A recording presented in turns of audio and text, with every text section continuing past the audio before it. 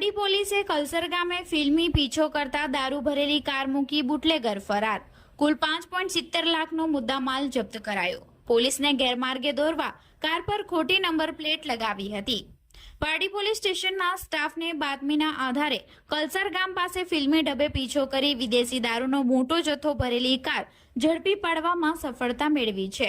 દમણથી દારૂ ભરીને આવતી ટાટા ટિયાગો કારના ચાલકે પોલીસની નાકાબંધી જોઈ વાહન ભગાડ્યું હતું, પરંતુ પોલીસે પીછો કરતા ચાલક કાર બિનવારસી હાલતમાં મૂકી અંધારાનો લાભ લઈ ભાગી છૂટ્યો હતો.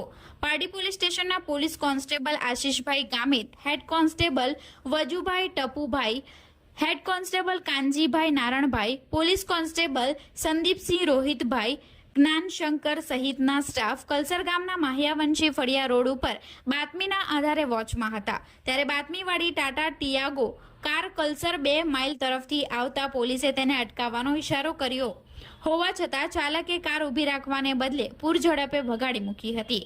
પોલીસે તાત્કાલિક ખાનગી વાહનોમાં તેનો પીછો શરૂ કર્યો હતો. પોલીસનો પીછો જોઈ ગભરાયેલા ચાલકે કલસર ગામ માહિયાવંશી ફળિયાના સર્વિસ રોડ ઉપર પોતાની કાર સાઈડમાં નીચે ઉતારી દીધી હતી અને કાર બંધ થઈ જતા ચાલક પોલીસને જોઈ અંધારામાં ભાગી છૂટ્યો હતો. પોલીસે સ્થળ પર પહોંચી તપાસ કરતા કારમાંથી વિદેશી દારૂની કુલ બોટલ નંગ 1536 જેની કિંમત 2.65 મળી આવતા દારૂ અને 3 લાખની કાર મળી કુલ 5,70,152 રૂપિયાનો મુદ્દામાલ જપ્ત કરી વોન્ટેડ ચાલકની શોધખોળ હાથ ધરી છે.